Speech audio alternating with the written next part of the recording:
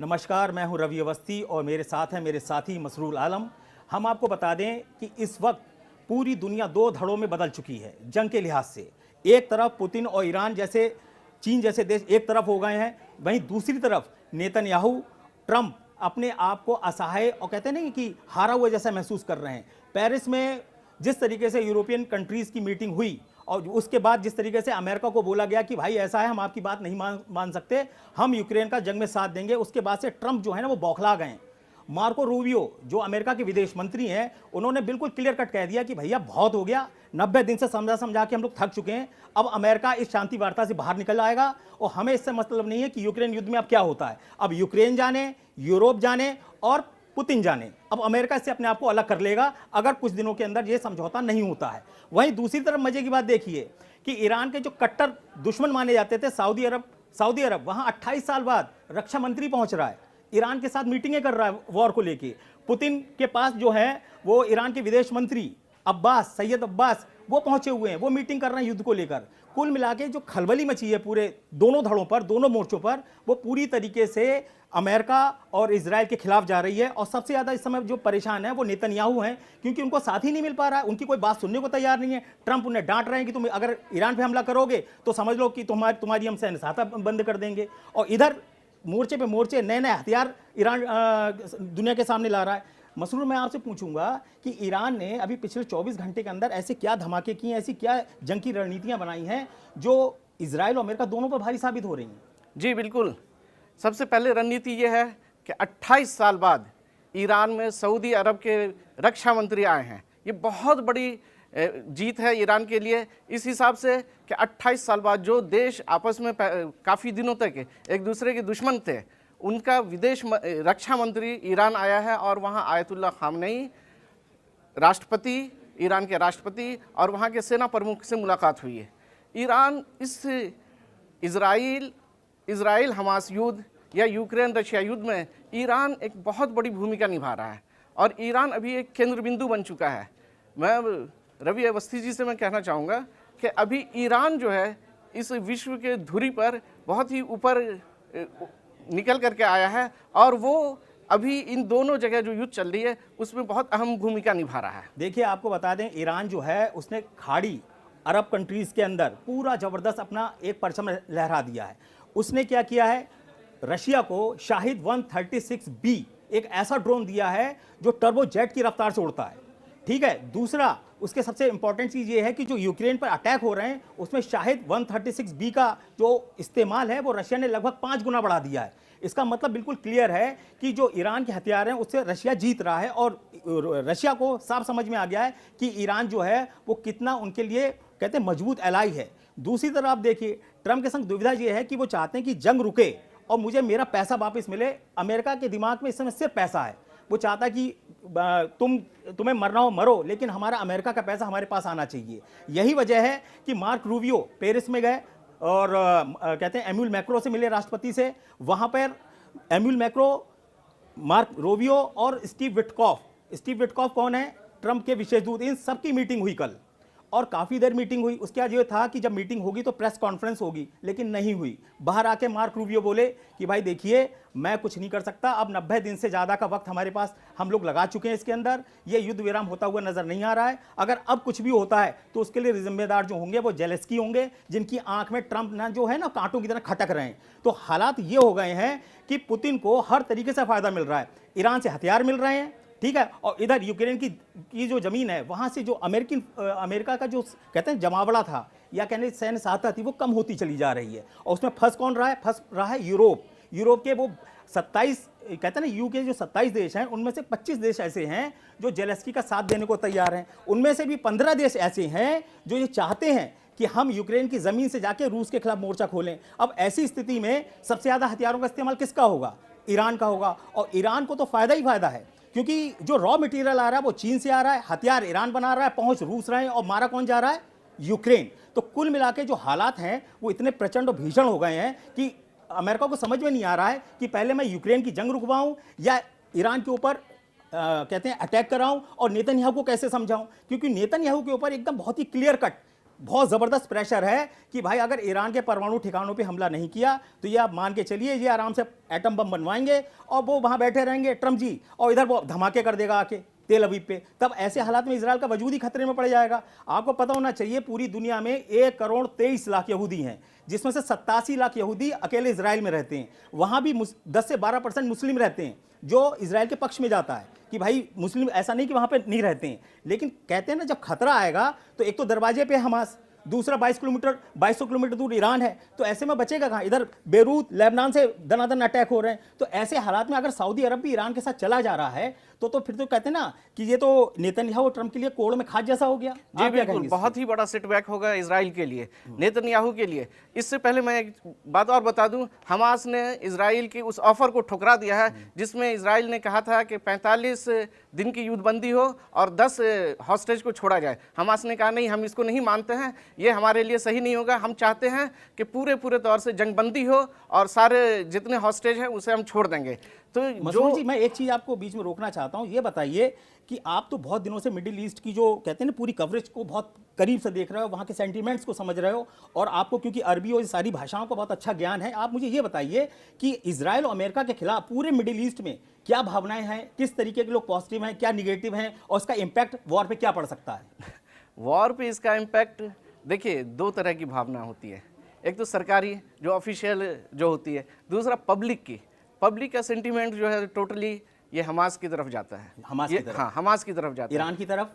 Iran की तरफ भी वो उसमें फिर सेक्ट का आ जाता है, शिया सुन्नी वाला मामला हो जाता है। लेकिन ओवरऑल तो आजकल एक बात आ रहा है कि लोग बता रहे हैं कि मुस्लिम वर्ल्ड का लीडर बन सकता है ईरान, अगर वो अमेरिका और कहते हैं ना इजराइल को हैंडल कर लेगा, और अभी तो दिख रहा है ऐसा। अगर आप देखें सऊदी अरब तो एक सुन्नी देश हुआ ना, बिल्कुल। अब वो तो वहां पहुंचा है, वहां का रक्षा मंत्री 28 साल के बाद, तो ऐसे घूमने तो गया नहीं होगा, वो किसी वजह से गया होगा। और अगर सऊदी अरब वहां गया है तो इसका मतलब सीधी सी बात है कि रशिया का प्रेशर है सऊदी अरब पर। क्योंकि अभी तक जो भी 2 मीटिंग हुई है, आपको बता दें, सबको जानकारी दे दें कि रियाद और जद्दा, ये 2 जगह मीटिंग हुई थी सऊदी अरब में, जहां पर अमेरिका, रशिया और यूक्रेन के अधिकारी अफसर मिले थे। वहां भी स्टीव विटकॉफ, ट्रंप के विशेष दूत, ये स्टीव विटकॉफ, आपको मैं बता दूं, हम लोग पिछले 4 दिन से क्यों उनका नाम ले रहे हैं, ये बंदा ऐसा है जो हर मीटिंग में मौजूद है, कोई हो या ना हो, स्टीव विटकॉफ आपको हर जगह नजर आएंगे। वही ईरान से बात कर रहे हैं, वही मॉस्को में जाके पुतिन से बात कर रहे हैं, वही जेलेस्की से बात कर रहे हैं। लेकिन जेलेस्की को स्टीव विटकॉफ का चेहरा बिल्कुल पसंद नहीं। वो कहते हैं इस आदमी को मेरे सामने से हटा दो। ये कभी कहता कि अपने 5 इलाके दे दो रशिया को, तब युद्ध रुकेगा। कभी बोल देते हैं कि आप जंग रोकने, आप अपनी सरकार से इस्तीफा दे दो, आपकी जगह कोई नया राष्ट्रपति चुन के आएगा, तब युद्ध रुकेगा। तो स्टीव विटकॉफ जो है वो जेलेस्की के लिए किसी यमराज से कम नहीं है। मैं आपसे एक और पूछना चाहता हूं कि अभी जो मीटिंग्स चल रही हैं पेरिस में, जो है मार्को रूबियो ने साफ बोल दिया कि भाई हमारी जो वार्ता है वो सफल नहीं रही, इनडायरेक्टली उन्होंने यही बोला है, और हम कुछ नहीं कर सकते। ये बताइए तेहरान में जो परेड कौन सी हो रही है? बड़ा जबरदस्त परेड हुई है, बड़े-बड़े तरह के हथियार निकाले, मिलिट्री डे मनाया जा रहा है, बहुत बड़ी परेड हुई है जहां उन्होंने अपनी ताकत की पूरी नुमाइश की है।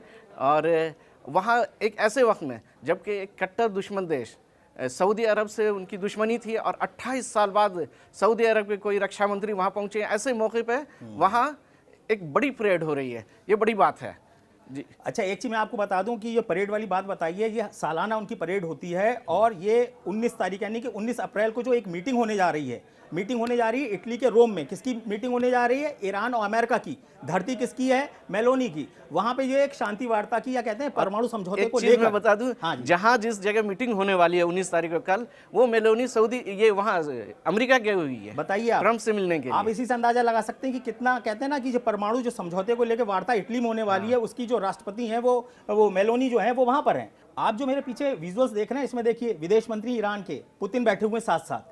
सारी बातें हो चुकी क्लियर कि अगर मेरे ऊपर अटैक होगा क्या होगा। ये कौन है? दिमित्री मित्रदेव ने पता क्या बोला है? बोला है कि भाई ये याद रखना, यूक्रेन की तरफ से अगर एक भी यूरोपीय देश लड़ेगा तो उसके हर सैनिक को हम ताबूत में भरकर वापस उसको भेज देंगे। सीधी धमकी, कोई लाग लपेट नहीं, सीधा उन्होंने बोला है कि याद रखो। जी मैं बताऊं, हाँ, इनका रुख जो है और सख्त है यूक्रेन को लेकर के, ज़ेलेंस्की को लेकर के और सख्त है। और कई बार इनका बयान आ चुका है कि यूरोप के देश या नेटो के देश अगर हमारे खिलाफ आते हैं तो हम किसी को छोड़ेंगे नहीं सब। और अभी हालिया बयान जो आपने अभी बताया कि वो कह रहे हैं कि उनके लिए हम कब्रिस्तान बना देंगे। आप स्थिति ये समझ लो कि यूक्रेन को वैसी कब्रिस्तान बना रखा है और यूरोप के जो सैनिक लड़ने को तैयार है उनके लिए ताबूत तैयार कर रखे हैं रशिया ने पहले से। उसने कहा कि जो 15 देश कह रहे हैं कि साहब हम रशिया के खिलाफ जाके यूक्रेन की जमीन से युद्ध करेंगे, उनके लिए, उनके सैनिकों के लिए ताबूत तैयार है। अब आप ऐसे अंदाजा लगाइए कि भाई आखिर ऐसी क्या वजह है कि ईरान के जो हथियार हैं वो रशिया बम्पर पैमाने पे यूज कर रहा है। इसमें 2 हथियार ऐसे हैं जिसको रशिया बहुत अच्छे तरीके से इस्तेमाल करना चाह रहा है। उसमें एक सबसे नया आया है बावर 373। ये कहते हैं ना एयर डिफेंस सिस्टम है, जिसको बताया जा रहा है कि वो S-400 और पैट्रियट जो अमेरिका का है उसकी टक्कर उससे भी अच्छा बताया जा रहा है। और दावे तो यहां तक किए जा रहे हैं कि ये अमेरिका के जो स्टेल्थ विमान है F-35 उसको भी मार सकता है। मतलब आप समझिए बावर 373 ईरान का एक ऐसा धांसू एयर डिफेंस सामने आया है जिसमें क्लेम किया जा रहा है कि ये आराम से B-2 बॉम्बर्स को भी डिटेक्ट कर सकता है, वो आराम से कहते हैं ना गाइडेड मिसाइलों को भी मार सकता है। तो आप अंदाजा लगा सकते हैं ये वॉर किस लेवल पे जा रही है। और आपने ये तो प्रूव हो चुका है कि जो ड्रोन है ईरान के, वो हर तरीके से जंग पर हावी हो चुके हैं। एक चीज मैं आपसे और पूछना चाहूंगा कि अगर ईरान को जरूरत पड़ती है मुस्लिम वर्ल्ड की तो उसका साथ कौन कौन से देश देंगे? अगर कठिन वक्त आ जाता है, मान लो ट्रंप उस पर अटैक कर देते हैं, नेतन्याहू इधर से जेट भेज देते हैं, तो क्या स्थिति होगी? देखिए, मुस्लिम देश ऐसे कोई खास अभी तो सामने नहीं आए हैं जो सीधे तौर से उनका साथ दे सके। लेकिन यह है कि ईरान ने जो अपने वहाँ उस एरिया में, उस क्षेत्र में जो बनाए रखा है, जैसे हुती है, वो हमास के पे जब से इजराइल ने अटैक किया उसने भी इजराइल पे अटैक करना शुरू किया। तो हुती है या इस तरह के और दूसरे संगठन है, वो ईरान के साथ खुल करके सामने आएंगे। लेकिन बैकअप जो है ईरान को कई देशों से मिलेगा, लेकिन वो डायरेक्ट नहीं आएंगे। हाँ। अच्छा, एक चीज़ आपको बता दें कि जो सीधा युद्ध हो रहा है उसमें कई देश शामिल ही नहीं है। अगर आप रूस यूक्रेन जंग देखेंगे तो जेलेंस्की को डायरेक्टली और इनडायरेक्टली लगभग 52 देशों का साथ मिल रहा है। नेटो तो है ही, इसके अलावा लुके छुपे पीछे से जो सपोर्ट मिल रहा है वो उसको मिल रहा है। अभी जो रशियन टीवी है उसने एक क्लेम किया है कि यूक्रेन की जमीन से अभी करीब 30 नेटो देशों के जो सैनिक हैं, जो भाड़े के इन्हें सैनिक बोला जा रहा है, वो रशिया पे अटैक कर रहे हैं। आप इसी से अंदाजा लगा सकते हैं कि क्यों ट्रंप के एक पूर्व सलाहकार ने दावा किया है कि भैया तीसरा विश्व युद्ध तो शुरू हो चुका है, सिर्फ ऐलान नहीं हुआ है, तीसरा विश्व युद्ध शुरू हो चुका है। क्योंकि आप देखिए चीन, उत्तर कोरिया दबा के अपने सैनिकों को वहां भेज रहे हैं। अभी 150 सैनिक तो अकेले चीन के पकड़े गए, और वो भी भर्ती किससे हुई? मजे की बात देखिए, ट्रंप ने जिस टिकटॉक को बैन किया उसी टिकटॉक से पुतिन ने चीन के सैनिकों को अपने यहां भर्ती कर लिया और लड़ने के लिए भी भेज दिया। आप समझो टिकटॉक तक इस्तेमाल कर लिया है पुतिन ने ट्रंप के खिलाफ। तो आप समझ सकते हैं कि ट्रंप की स्थिति कितनी बेचारी है। इधर उन्होंने टैरिफ लगा के अपने कहते हैं पैरों में कुल्हाड़ी मार ली, यूरोप को दुश्मन बना लिया।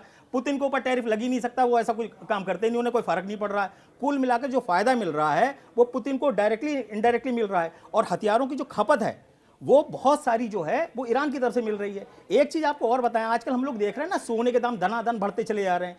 ऐसा दावा किया गया एक रिपोर्ट में कि ईरान ने अपने कुल धन का, यानी कि जो उसके पास एसेट है उसका करीब 20% पैसा सिर्फ सोना खरीदने में लगा दिया है। यानी कि बुरे वक्त में ही आदमी सोना इकट्ठा करता है, तो ईरान ने उसकी तैयारी पहले ही कर ली और सारे देशों को पीछे छोड़ दिया है। तो उसकी वजह से भी हो सकता है कि सोने के दाम अभी और बढ़ें। अच्छा, एक चीज और बताइए कि ईरान, चलिए मान लिया उसमें मिसाइल में और ड्रोन में बहुत तेज है, लेकिन ड्रोन और मिसाइल से ही जीतना संभव है इस युद्ध को? जमीन, क्योंकि असली तो जो लड़ाई होती है वो तो जमीन पे होती है। बात सही आप कह रहे हैं। उससे पहले जो कूटनीतिक लड़ाई है उसमें ईरान बहुत आगे बढ़ता जा रहा है। देख रहे होंगे आप कि ईरान एक तरफ रशिया का फुल सपोर्ट ईरान को मिल रहा है, पीछे से चाइना का सपोर्ट मिल रहा है। तो ये 2 बड़े सुपर पावर का सपोर्ट ईरान को मिल रहा है। इस वजह से ट्रंप का आप देख सकते हैं कि इलेक्शन से पहले जो रुख था उसमें नरमी आई है और जाकर के वो न्यूक्लियर डील पे बातचीत करने का ऑफर भी दिया और फिर बातचीत चल रही है, दूसरे दौर की बात होने वाली है। अच्छा, मैं एक चीज़ आपको और इसमें चीज़ें जोड़ना चाह रहा हूँ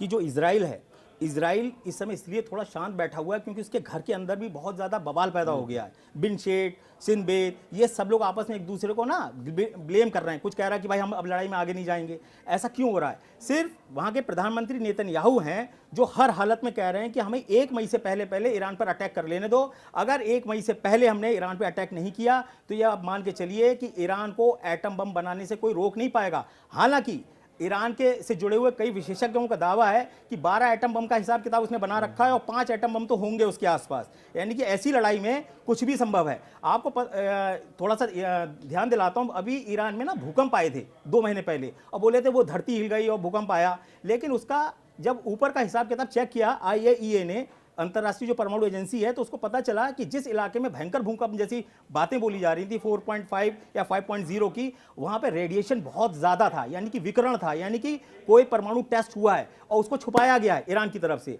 तो आप अंदाजा लगा सकते हैं कि इस दो मोर्चों पे पुतिन जो है वो मजबूत हो गए, एक ईरान के मोर्चे पे, दूसरे यूक्रेन के मोर्चे पे। और जो ट्रंप है, जो सुपर पावर समझते थे अमेरिका को, वो बिल्कुल बैकफुट पे चला गया है। तो मेरा ये कहना है कि आज हम इसको यहीं पे अभी विराम देते हैं, क्योंकि बहुत सारे डेवलपमेंट अभी बहुत जल्दी होने वाले हैं और हम मसरूर कल आपको फिर बताएंगे कि अगला जो मोर्चा है अमेरिका के लिए, नेतन्याहू के लिए, पुतिन के लिए और ईरान के लिए, वो कितना ज़्यादा वास्ट होने वाला, कितने बड़े इलाके में भी जंग फैलने वाली है, इसमें अब कोई शक नहीं है। बिल्कुल।